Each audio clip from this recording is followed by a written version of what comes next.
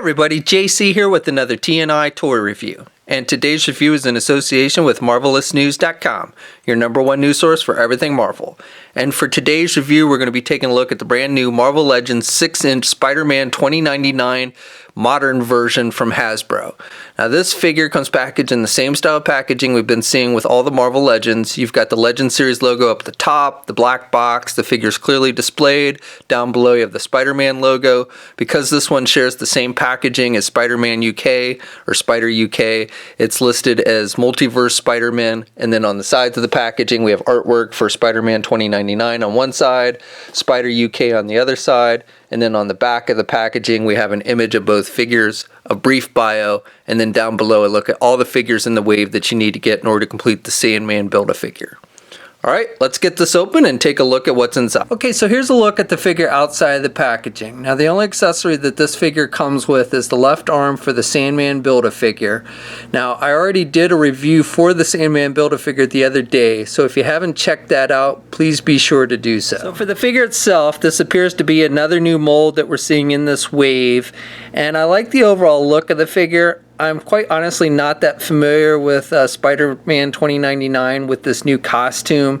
I knew he came back to the past during the Superior Spider-Man storyline, and then he was wearing his original costume, so I don't know why he switched costumes, you know, what's the story behind it. But I do like the look of it. I like the metallic red that they've used on the figure, and I like how the white kind of pops out on it as well. Now the black is very basic, and there's a few places on this figure where you see some seams, like here on his leg, on the right leg here, and that kind of sticks out a little bit because the seam is a little bit lighter plastic than the rest of the black.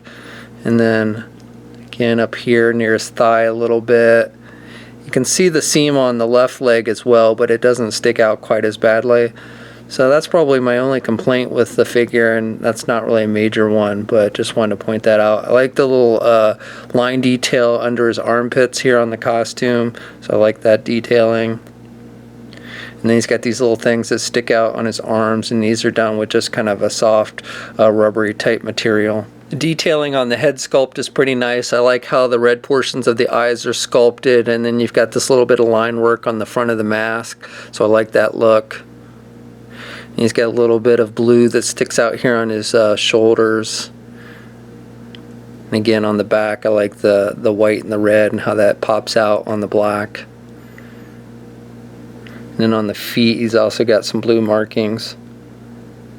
So again, I like the look of this costume, and I think the figure's done a nice job of capturing that look. Now the only complaint I would have, is that it's a little disappointing that we didn't get any like alternate hands or anything. There's not a whole lot you can do with this guy as far as playability. He's just got the two closed fisted hands and that's it.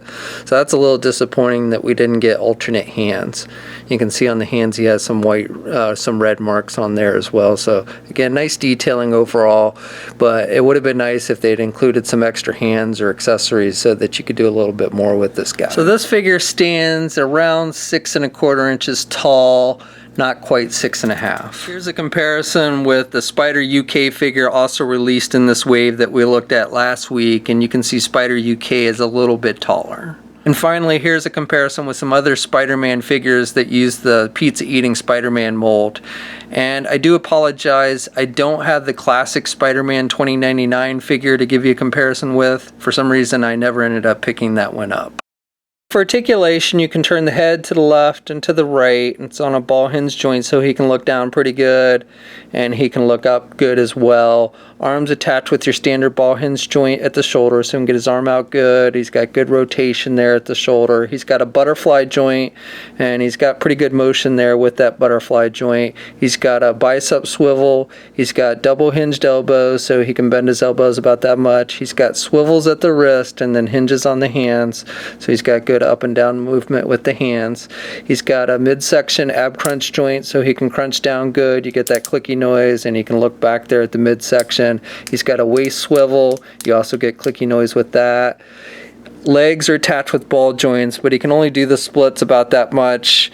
He can get his leg forward and high good, and he can do his leg back about that much. He's got a thigh swivel, he's got a double jointed knee, so good bending there at the knee, and then he's got the hinges on the feet, so good up and down movement, and he does have ankle pivot, and then 2 peg holes on the bottom of the feet. Okay, so that's my review. So overall, I like the look of this figure. I like how the metallic red and white look on the black. I like the fact that we're getting a new buck with it, and we'll probably be seeing that buck again pretty soon, I think, with the upcoming Sunfire figure that will be released in the next wave of X-Men. My only real complaint with this figure is that we don't get more accessories. Something like extra pairs of hands would have been nice. But otherwise, I do think it's a nice figure, and if you're a fan of this new look for Spider-Man 2099, I think this is one you'll definitely want to add to your collection. Now this figure, along with the rest of the wave, is starting to hit shelves. You can find it at places like Toys R Us. Big Bad Toy Store should be getting it in very soon. We'll have a full image gallery up at marvelousnews.com. There'll be a link in the video description below. As always, leave a comment, let us know what you think. If you're so inclined, please like the video. Also, if you haven't already, please follow me on my Facebook, Twitter, and Instagram accounts. I'll have links to those in the video description as well. And until next time, I'll catch you later.